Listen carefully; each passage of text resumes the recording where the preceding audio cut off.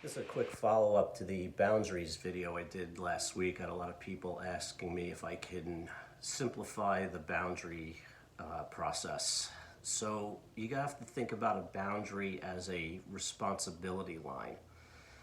If you set a boundary or a responsibility line, you're letting somebody know where your responsibilities end and theirs begin. If you don't set boundaries, you're just going to keep taking on responsibilities that are not yours to take on.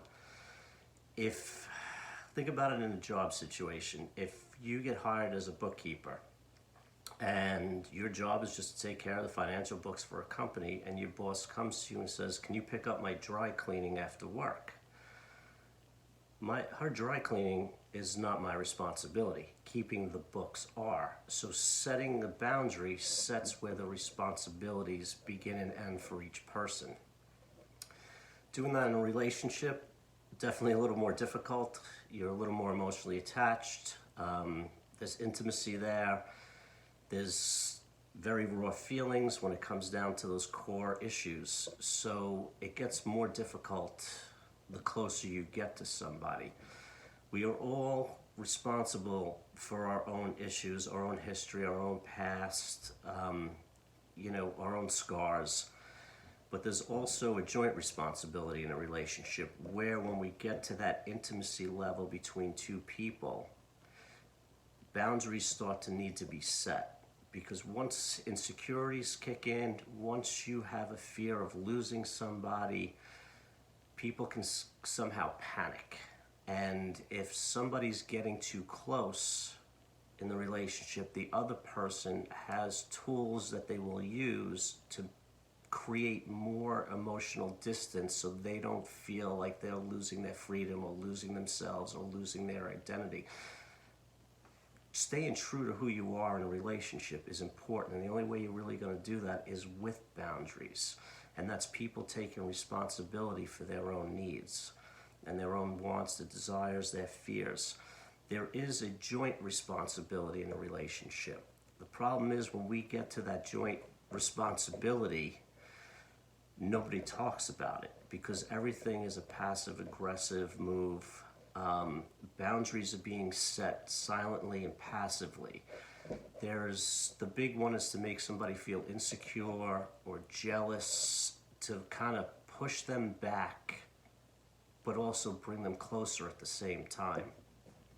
So if you're in a relationship with somebody and they're acting out in a way to keep their identity, keep their independence, keep the emotional distance at a safe space for them, they can choose to do it in many different ways.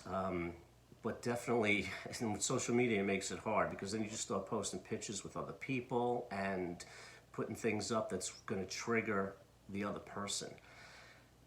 The conversation needs to be had where the joint responsibility of the two people and their paths collide. So if I need this much space emotional intimacy wise, and she needs this much, that's too much for me, then I'm going to take 2 steps forward. And then she's going to take 2 steps back, 2 steps forward, 2 steps back. And then if I pull back and it's too much distance, she's going to come in, and this is going to be that intimacy dance. And this is where boundaries need to be set and spoken about and discussed. What happens is when the intimacy level and the boundaries collide, there's a vulnerability level now that we're dealing with.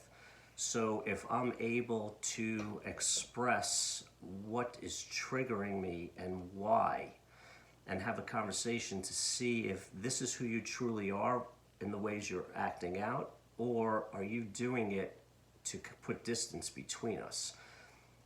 To go to that place where I have to be vulnerable and in a sense feel weak and express how it's making me feel and how I'm reacting, if that person can't go to that vulnerable level with you, more than likely they're going to get defensive and push back, and then it's just going to become this dance and it's going to fall apart.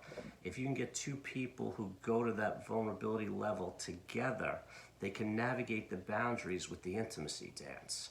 because we all need a different amount of space at different times during the day, during the week, during the month, during the year, during the relationship. There's sometimes that you want to be closer.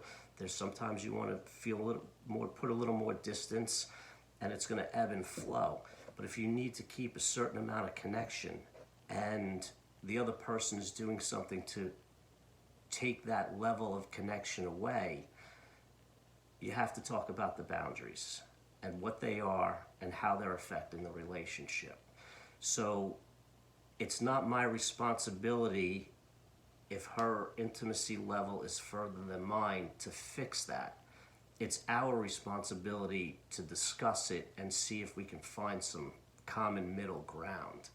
And it's just all that undercurrent of not speaking about it and just acting out in different ways, hoping that the ship's going to right itself, but it's just not. You're heading for a huge storm.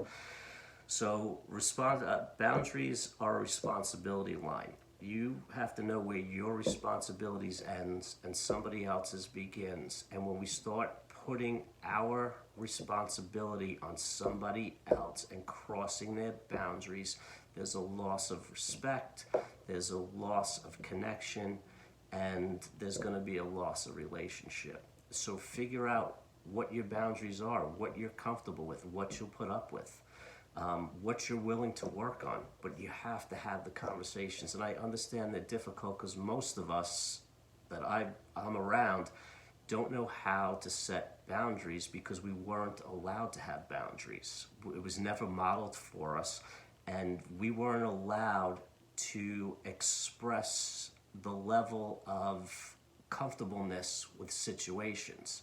You know, it's like go hug Aunt Rose or go hug Uncle Ron, and it's like, no, they make me feel weird. I don't want you, just go and do it. So, you know, when you're younger, you don't have those boundaries. You're not allowed to have them. You're not allowed to make those decisions. And if you're constantly bombarded with the fact that you are not allowed to set your limits, your comfort zone limits back then, you're really going to have a hard time doing it now, because you saw how it put the other people off in your life when you set limitations for yourself. And it's okay to have limitations. It's okay not to be okay with what other people want. When people want more from you than you're willing to give, somehow they seem to make it our problem. It's not our problem. It's they need to take care of their stuff. You need to take care of your stuff. And the overlapping stuff needs to be done together. So boundaries, responsibility line. Hope you have a good day. Bye-bye.